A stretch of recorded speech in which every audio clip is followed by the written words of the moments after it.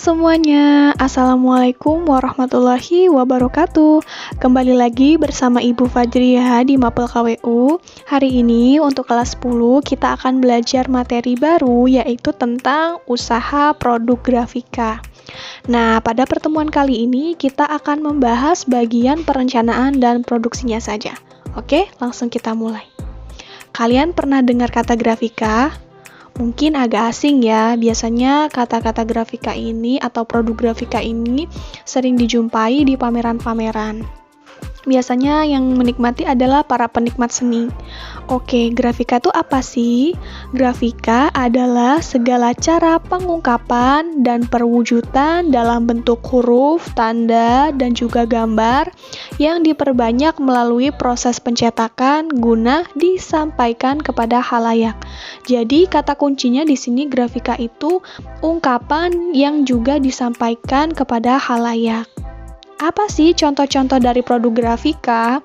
Yaitu ada foto, gambar, line art, grafik, diagram, tipografi, angka, simbol, desain geometris, peta, dan banyak sekali. Nah, produk grafika ini seringkali dalam bentuk kombinasi dari teks, ilustrasi, dan juga berbagai warna. Bagaimana sih perencanaan usaha produk grafika? Nah, usaha produk grafika ini memang sangat menjanjikan loh. Selain modalnya tidak terlalu besar, pemasaran dan peminatnya pun lumayan banyak di masyarakat. Jadi, ini memudahkan bagi kita untuk membuka usaha tersebut. Selain itu, manajemennya pun sangatlah mudah dengan peralatan dan bahan yang sesuai dengan jenis produk grafika yang telah disiapkan. Selain itu, untuk menarik konsumen juga butuh media promosi seperti brosur. Bagaimana teknik dan tahapan produksi produk grafika? Secara umum, teknik cetak atau grafika ini terdiri dari 5 bagian, yaitu ada cetak tinggi atau relief, ada cetak dalam, lalu ada cetak datar atau offset, yang keempat ada cetak sablon atau cetak saring, dan yang terakhir yang paling sering kita jumpai yaitu adalah cetak digital. Sekarang Ibu bahas satu persatu ya. Secara umum, cetak tinggi atau relief adalah proses cetak timbul atau menonjol. Artinya, bagian mencetak dan juga media cetaknya itu tidak sama datar, alias bagian proses mencetaknya itu akan lebih tinggi dibanding media cetaknya. Bidang pencetak dapat berupa balok kayu, karet, logam, atau bahan lainnya yang diberi gambar ataupun tulisan. Gambar atau tulisan tersebut diukirkan pada satu permukaan bidang. Lalu warnanya dioleskan pada permukaan bahan yang sudah diukir, lalu dicetakkan pada permukaan kertas. Nah, contoh dari cetak tinggi adalah stempel. Oke, kita lanjut ke teknik yang kedua, yaitu adalah cetak dalam. Pada jenis teknik cetak dalam, zat pewarna ditempatkan pada permukaan terdalam dari bidang pencetak atau acuan cetak. Bidang pencetak dapat berupa balok kayu, karet, logam, atau bahan lainnya yang diberi gambar atau tulisan. Gambar atau tulisan tersebut diukirkan pada satu permukaan bidang. Warna dimasukkan pada rongga pahatan yang sudah diukir, lalu dicetakkan pada permukaan kertas atau plastik tipis aluminium foil.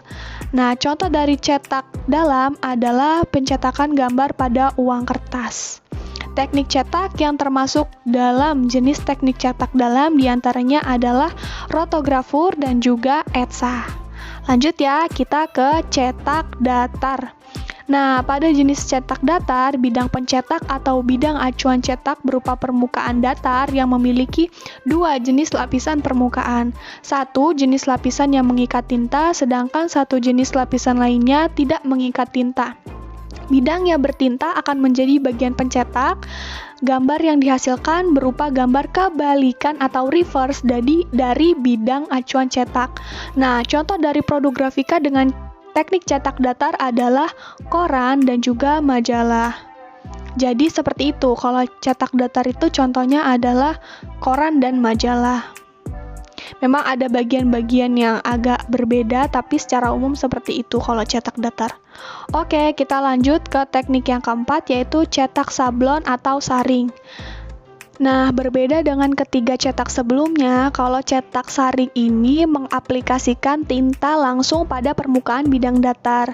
Gambar yang dihasilkan dengan memberikan lapisan penghalang tinta sesuai gambar yang diinginkan. Acuan cetak pada cetak saring dapat berupa stensil atau pola gambar yang diletakkan di antara kertas dengan screen atau dengan mencetakkan gambar acuan pada screen. Teknik cetak saring ini pada umumnya memang menggunakan screen. Apa sih contoh-contoh dari teknik ini? Ada banyak sekali, bisa kaos, bisa tote bag yang ada gambarnya itu merupakan contoh dari cetak saring atau cetak sablon. Oke, kita lanjut ke cetak digital ya. Nah, produk grafika cetak digital ini merupakan produk yang paling sering kalian temui di kehidupan sehari-hari karena cetak digital adalah proses cetak yang terjadi tanpa bidang acuan cetak. Jadi pada proses pencetakan digital ini diatur dan dilakukan secara digital dengan menggunakan komputer. Cetak digital juga dikenal dengan sebutan digital printing. Nah, mesin yang digunakan cetak digital adalah printer. Contohnya apa? Wah, banyak sekali contohnya, jangan ditanya. Ada buku, ada banner, ada poster, pokoknya banyak sekali yang biasanya full color, yang pigmentasi warnanya tinggi itu pasti cetak digital. Oke, hari ini sampai di sini dulu pertemuan kita pada mata pelajaran prakarya dan kewirausahaan. Tugas kalian adalah menjawab pertanyaan berikut ini di kolom komentar YouTube ya. Kalau ada pertanyaan lebih lanjut, silakan didiskusikan di grup PJJ atau PC Ibu langsung. Terima kasih sudah mengikuti pembelajaran dengan baik hari ini anak-anak. Sampai jumpa di pertemuan berikutnya. Jangan lupa untuk like, comment, share, dan juga subscribe channel YouTube Ibu. Ibu akhiri, wassalamualaikum warahmatullahi wabarakatuh.